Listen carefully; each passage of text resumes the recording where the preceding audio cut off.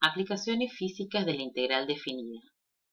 En este video vamos a definir el concepto de momento estático, lo cual es fundamental para abordar el concepto de centro de gravedad.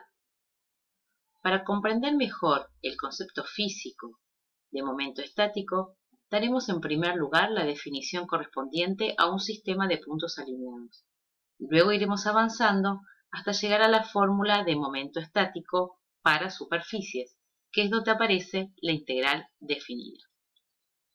Cuando hablamos de momento estático, aparece la idea de sumatoria, de productos, de masas por distancia.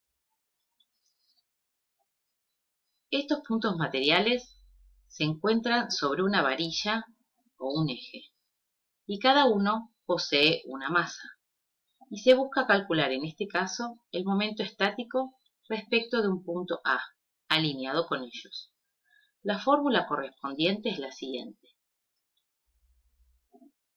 Leemos: un momento de primer orden o un momento estático respecto del punto A es igual a la sumatoria desde I igual a 1 hasta N, que es la cantidad de puntos materiales, de los productos de cada una de las masas por X, que es la distancia al punto de referencia A.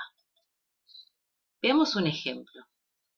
Considerando estos 4 puntos con sus respectivas masas, deseamos calcular el momento estático con respecto al punto A. La fórmula entonces aparece desde I igual a 1 hasta 4. Del producto de las masas por su valor de abscisa. Debemos entonces asignarle al punto A el valor 0, de manera tal que todos los puntos que estén a la derecha les corresponde un valor de X positivo y a los que están a la izquierda un valor negativo.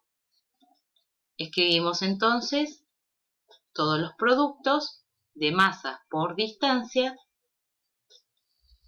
y el resultado del momento de primer orden de este sistema de puntos con respecto al punto A es de menos 19 gramos por centímetro, suponiendo que las distancias estaban dadas en centímetros. ¿Cuál es la interpretación física de este resultado? Lo que podemos ver es un índice de equilibrio respecto del origen. Si el resultado es positivo, quiere decir que la varilla girará en sentido horario. Y si el resultado es negativo, girará en sentido antihorario. Si el resultado es 0, quiere decir que la varilla se encuentra en equilibrio respecto del punto A. ¿Qué pasa si los puntos no están alineados? En ese caso, resultará de interés calcular el momento estático respecto de los ejes coordenados. Recordemos que el momento estático es la sumatoria de las masas por las distancias. En la fórmula del momento estático respecto del eje X, aquí tenemos las masas, pero la distancia se refiere a la distancia al eje de abscisas. ¿Y cuál es esa distancia? Por ejemplo, para el punto P3, la distancia es esta. La distancia nos la da la ordenada del punto, I3. Por eso en la fórmula aparece I sub I, Y sub I. De manera semejante, para calcular el momento de primer orden respecto del eje Y, vamos a considerar la distancia al eje de ordenadas. Volviendo a nuestro ejemplo, la distancia de P sub 3 al eje de ordenadas es esta, y nos lo da el valor X3. Por eso en la fórmula aparece X sub I. Por lo tanto, en la fórmula del momento respecto del eje X, acá aparece Y. Y en la fórmula del momento respecto del eje Y, aquí aparece X. Continuamos. Vamos a trabajar ahora con el momento estático de una placa rectangular, también calculada respecto de los ejes coordenados. Debemos tener en cuenta que para una superficie, la masa se obtiene multiplicando la densidad propia del material por el área. vamos a trabajar con superficies de densidad homogénea delta. El momento de una placa rectangular será el producto de su masa, que calcularemos multiplicando base por altura por densidad, por la distancia. ¿Pero cuál es la distancia? Para esto tenemos que considerar el baricentro del rectángulo, que lo encontramos trazando las diagonales, ya que el baricentro es el punto que se comporta como si todas las masas estuvieran concentradas en él. Por esto tomaremos la distancia desde este punto B hasta cada uno de los ejes. Entonces, para el momento estático respecto del eje X, vamos a considerar la distancia del baricentro al eje de abscisas, es decir, el valor de I sub B. De manera semejante, entonces, para calcular el momento respecto del eje Y, multiplicaremos densidad por base por altura por XB, ya que XB nos da la distancia desde el punto B hasta el eje de ordenada. Bueno, ahora para calcular el momento estático de una placa formada por rectángulos, simplemente lo que debemos hacer es aplicar esta misma fórmula para cada uno de los rectángulos y sumarlos. El momento estático, entonces, respecto del eje X será igual a la sumatoria de la base de cada uno por su altura, por la distancia de cada uno al eje de abscisas y el factor delta, que lo escribimos adelante porque aparece en todos los términos. Y el momento respecto del eje Y, el momento estático, será la densidad por la sumatoria desde I igual a 1 hasta n, que tendrá que ver con la cantidad de rectángulos, de los productos de cada base por altura por X sub I, que será la abscisa de cada punto baricéntrico hasta el eje de ordenadas. Llegamos entonces al momento estático de una superficie definida por curvas.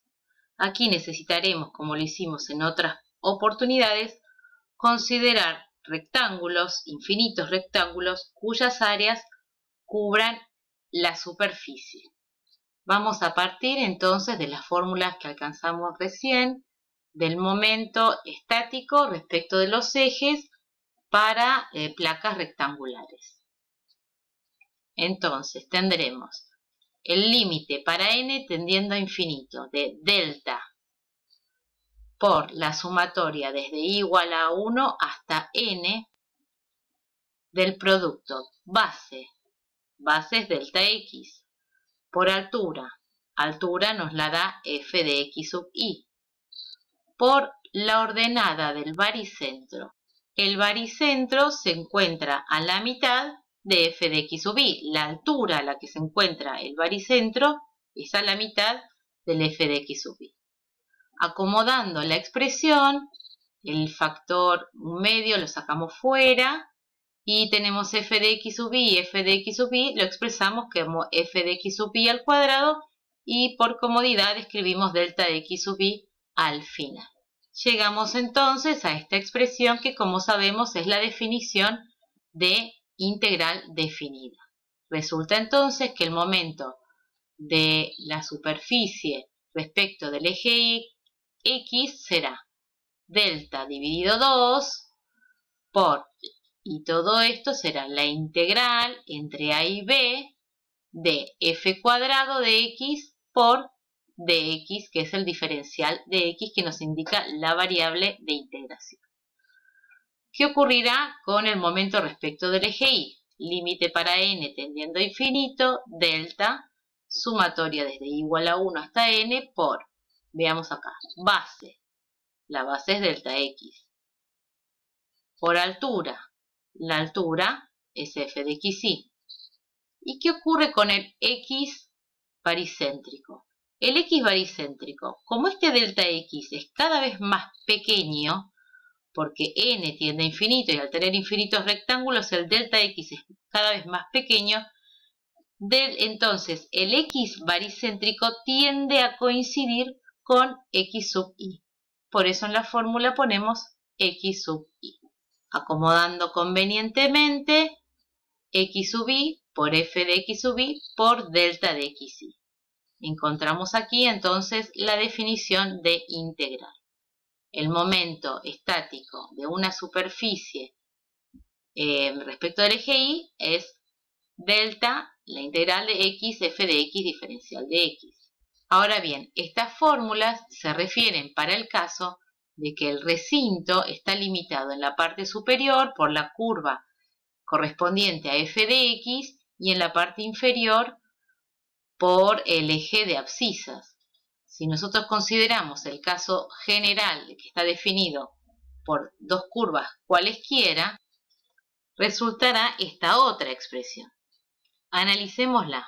Esta fórmula es para la superficie que queda determinada debajo de F de X.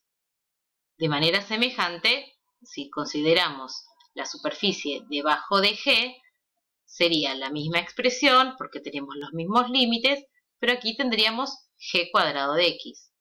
Teniendo en cuenta que la superficie que nosotros queremos considerar es la que está limitada en su parte superior por la curva correspondiente a F y en la parte inferior por la curva correspondiente a G, podemos entonces entender que esta expresión surge de ahí, de restar F cuadrado de X menos G cuadrado de X.